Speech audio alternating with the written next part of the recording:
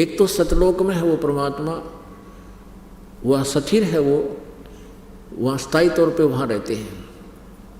तो वहाँ उनका शरीर एक रोमकूप में करोड़ सूर्य करोड़ चंद्रमा मिला दे इतनी रोशनी सतपुरुष की सतलोक में है, इतनी शोभा है उस परमेश्वर की। और मनुष्य दृश्य हो परमात्मा। ये आज तक जितने भी पंथ मैं ऋषि ये जितने सतलोक के गुण गाने वाले राधा स्वामी धन धन सतगुरु, ये तेरे सारे जो जय गुरुदेव वाले हैं, ये सारे कति झूठा ज्ञान रखते हैं, परमात्मा को निराकार बताते हैं सतलोक में। वहाँ तो चेतन ही चेतन है, वहाँ पर परमात्मा है ही नहीं। और मोक्ष प्राप्त आत्मा सतलोक में निराकार परमात्मा में ऐसे समा जाती है जैसे बूंद समुद्र में। कोई बात हुई? अब किसी को कोई कहे कि चलो समुद्र में डूब कर मरांगे, होगा कोई तैयार? वहाँ भगवान है नहीं, आम के टिंडे लेंगे वहाँ पर, फिर क्या करेंगे जाके? भगवान के लिए तड़पते फिरते हैं। मूर्ख बना रखा है इन्होंने, ये काल के दूत थे सारे।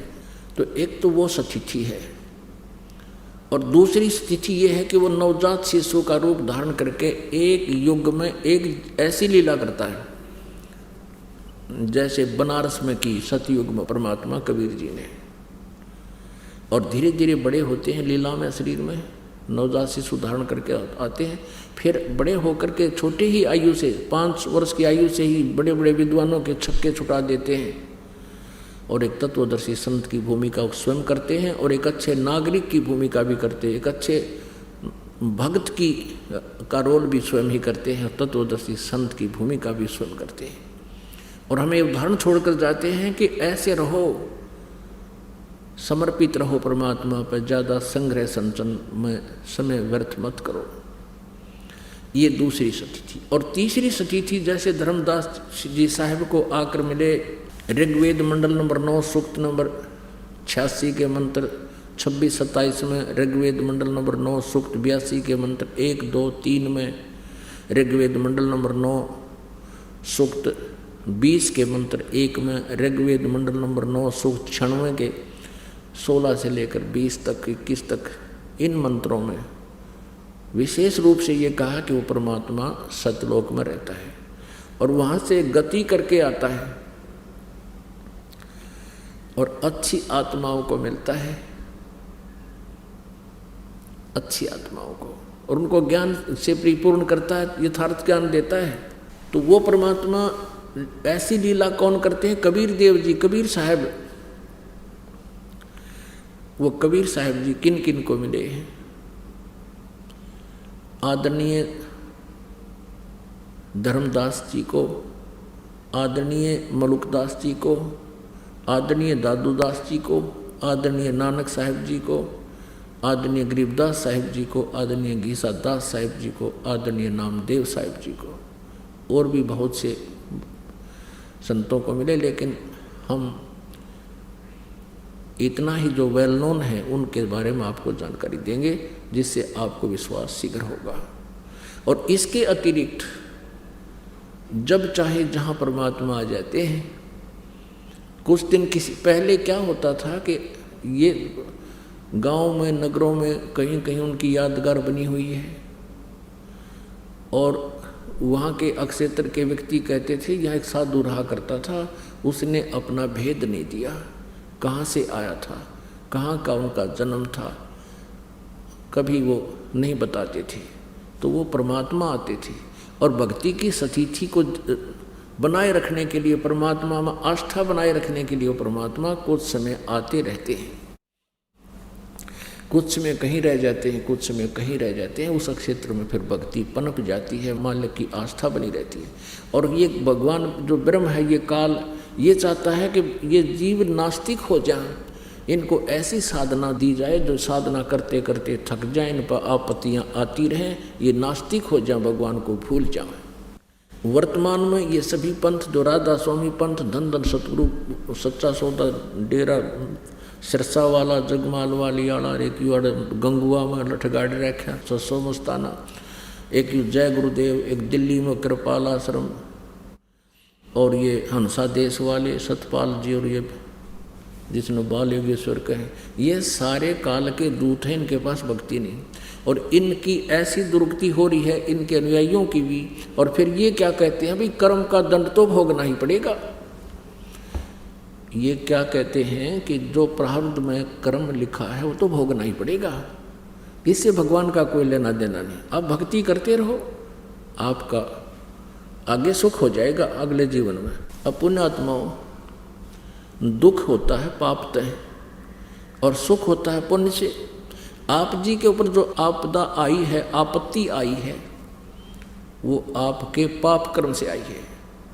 और कोई ये कहे कि ये तो तूने भोगना ही पड़ेगा, आगे भक्ति कर ले। अरे भले आदमी हो, किसी के पैर में कांटा लग गया हो और उसको पीड़ा हो रही है और कांटा दिखाई ना देता हो, और वो कहे कि मुझे बहुत पीड़ा हो रही है, कोई व्यक्ति उसके पैर को देखकर बताए कि तुझे कांटा लग गया है, जिस कारण से तुम्हें ये पीड़ा हो रही है। अब उसका इलाज तो ये है कि वो कांटा निकल जाए, तो कांटा निकले तो पीड़ा बंद होगी। और कोई यूँ कहे कि कांटा तो लगा ही रहेगा, ये नहीं निकलेगा, जूता पहन ले, आगे कांटा नहीं लगेगा। कांटा लगे पैर में जूता पहना नहीं जा सकता। कांटा निकले, पीड़ा बंद हो, फिर जूता पहना जा। और फिर वो जूता कभी नहीं निकालेगा इस डर से कि कहीं फिर बिजली ना गिर जाए, ए भगवान कदे फिर कांटा ना लग जाए। तो पुण्यात्माओं, आज जिसके ऊपर आपत्ति आई है वो पाप कर्म रूपी कांटा लगा हुआ आपके, और ये कांटा निकाला जाएगा पहले आपका, और फिर आपको मर्यादा बताई जाएंगी कि ये मर्यादा नहीं तोड़ना, बीड़ी शराब मांस तम्बाकू रिश्वतखोरी चोरी जारी नहीं करना, और उपासना नहीं करना, ये मर्यादा है। और ये राम नाम का जाप साधना करना, ये फिर जूता दिया जाएगा आपको। और वो दुखी आत्मा जिसको ये सुख होगा, फिर ये राम नाम के जूते ने कभी नहीं निकालेगा इस डर से, ये भगवान कहीं फिर वो कष्ट आपत्ति ना आ जाए। तो इस प्रकार तब ये भक्ति सफल होगी। अब जिन पुण्यात्माओं को ऐसा ऐसा सुख हुआ, मेरे पास इतनी चिट्ठी हो जाती है प्रत्येक सत्संग में, और फिर जब फुर्सत मिलती है पढ़ता हूँ, मेरी आंखों में आंसू आ जाती हैं। ऐसे ऐसे दुख थे इन प्राणियों पर, आज परमात्मा ने ऐसे सुखी कर दिए वो कुछ ही दिनों में। हे परमात्मा, हे दयालु, आपके बच्चे आपको ढूंढ रहे थे, लेकिन आपने आप ही आकर हमें ये बताया कि मैं कौन हूँ और कहाँ हूँ। हम अभी तक भटक रहे थे। अब फिर उन पुण्यात्माओं को जो कष्ट में थे आज सुख मिल गया। अब उनको जो मर्यादा बता दी गई वो मर्यादा नहीं तोड़ते। उनको जरा सा भी किसी कारण से, जैसे एक बहन मेहंदी ला कर आएगी और हमने उसको कहा भी ये नहीं लानी चाहिए थी, नो बोले जी दोनों कान पकड़ लिए, पता नहीं था मुझे, आगे नहीं लगाऊंगी, बिल्कुल नहीं लगाई। फिर बोल कभी तो किस लिए लगाएंगे, ये ड्रामाबाजी किस लिए कर रहे हैं परमात्मा। जैसे नानक साहिब जी कहते हैं, ना जाने काल की कर डारे किस विध डल जा पासावे, और जिनाते सरते मौत खुड़क दी उन्होंने केड़ा हासावे।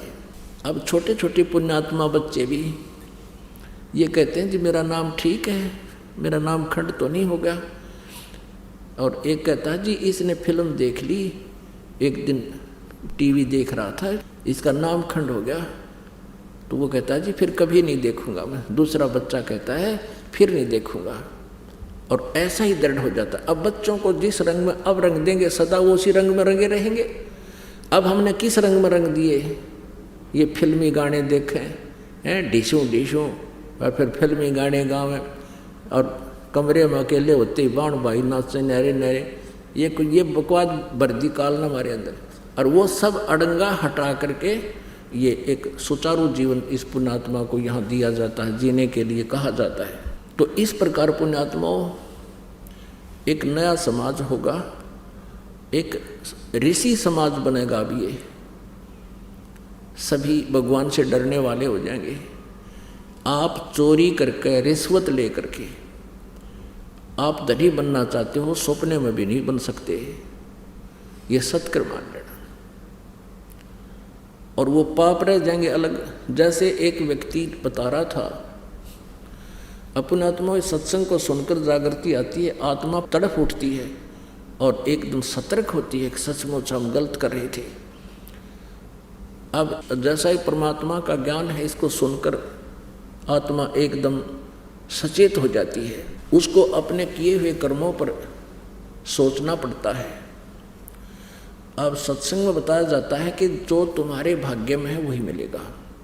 ये थी आप जी ने 2 नंबर का काम करके, किसी का मिलावट करके, रिश्वत लेकर और 2 पैसे अधिक इकट्ठे कर भी लिए, तो वो पैसे ऐसे स्थान पर लग जाएंगे, या तो कोई बालक बीमार हो जाएगा, या कोई पशु की मृत्यु हो जाएगी, या कोई मुकदमा शुरू हो जाएगा। अब वो पैसा तो रहा नहीं, वो पाप ज्यों के त्यों रह गए। जो आप जी ने वो पाप, जो पैसे इकट्ठे करने में वो पाप किए थे, वो आप न भोगने पड़ेंगे और पैसा रहा नहीं। और परमात्मा का विधान है, जैसा तुमने किया उससे अधिक तुम रख नहीं सकते। और पूर्ण परमेश्वर की शरण में आने से आपके भाग्य में ना होगा तो भी देगा परमात्मा, यदि आपको आवश्यकता होगी। और वाह्यात की डिमांड करोगे तो यहाँ आपकी वो पूरी नहीं होगी, क्योंकि माया आपकी शत्रु है। और आपको परमात्मा उतना अवश्य देगा जितना आपकी रिक्वायरमेंट रहेगी। परमेश्वर जी कहते हैं कि मेरे से इतनी मांगना, साईं इतनी दीजिए, जा मैं कुटुंब समावे, हम भी भूखे ना रहे, अतिथि ना भूखा जावे। इतनी मांग ली ना आपने, सारा कुछ मांग लिया। अब जो प्रसंग चल रहा है वहीं आते हैं, ये एक अलग चैप्टर शुरू हो जाता है। तो इस प्रकार जैसे जब हमें ये डर हो जाएगा, तो एक व्यक्ति ने ये सत्संग सुना और फिर उसने उपदेश लिया। आज से 10 वर्ष पहले की बात है, 10-11 वर्ष पहले। फिर उसने आप बीती बताई कि मेरा इकलौता पुत्र था और मेरा कुछ ऐसा काम था इस इलेक्ट्रॉनिक सिस्टम का। पहले ये घड़ी आया करती 10-10, 5-5 रुपए की, और बेचा करते 200-200 रुपये में, 400-400, ये स्टार्ट हुई थी जो। और फिर कहा करता मेरे कैसेटों का, ये जो सोनी की कैसेट आया करती इसकी टेप की, सन 73-74 में, ये 75-76 में ये चले थे। तो उस समय कहता जी सोनी की वो कैसेट तो 32 रुपये की होती थी। मैंने डुप्लीकेट सोनी बनाकर जो 2 रुपये में मेरे रिफल समेत पड़ा करती, मैं 32 रुपये में देता था। और वो किसी की चलती तो ना चलती, कोई टेप खराब हो गया, कोई टूटी रहती, ऊपर लेवल सोनी का था। कहने का भाव यूँ है कि मैंने खूब पैसा कमा लिया। इकलौता पुत्र था, वो बीमार हो गया। पहले तो लोकल डॉक्टरों से इलाज कराया, फिर झाड़े झपटे आड़े के, फिर फलाने मंदिर में जाओ, अमरनाथ पर माथा टेकवा लिया, फिर वहाँ धक्के खाए, सारा पैसा बहुत लग गया। लास्ट में फिर all India medical institute Delhi में चेक कराया, उसके दोनों किडनी फेल पाई। अब जैसे तैसे करके किसी रिश्तेदार ने अपने से वो गुर्दे गर्दा एक किडनी ट्रांसप्लांट करवाई, लड़का स्वस्थ हो गया। उसका 3 लाख रुपये, 3.5 लाख रुपये टोटल लग गए। यानी कर्जा और हो गया, जो कमाया था वो तो गया। और फिर भी सोची चल कोई बात नहीं, फिर कमा लेंगे। 6 महीने के बाद वो ही लड़का बस दुर्घटना में मृत्यु को प्राप्त हो गया। अब उसकी आंखों से आंसू नहीं सूख रहे थे। जब उसने ये सत्संग सुना, कहने लगा जी मैं तो इतना पापी आत्मा था, मेरे तक कीड़े पड़ जाना सारे शरीर में तो भी थोड़े हैं। परमात्मा के सत्संग से, ज्ञान से मेरी आंख खुल गई, और आंख न खुल गई, वह बीत चुकी थी। जय उसके पास ये सुख होता, लड़का भी जीवित होता, कद्दे ना सुने हमारी बात ने, और ना उसका असर हो। तो यहाँ परमात्मा कहते हैं, हमें याद दिलाते हैं कि हे परमात्मा, आप ऐसे अर्ज करते रहना प्रभु से। परमात्मा अपने आप पे कह के हमारे लिए एक संकेत करते हैं कि परमात्मा से ये अर्ज करना कि सुख के माथे पत्थर पड़ो, जिस ते नाम हृदय से जा और बलिहारी उस दुख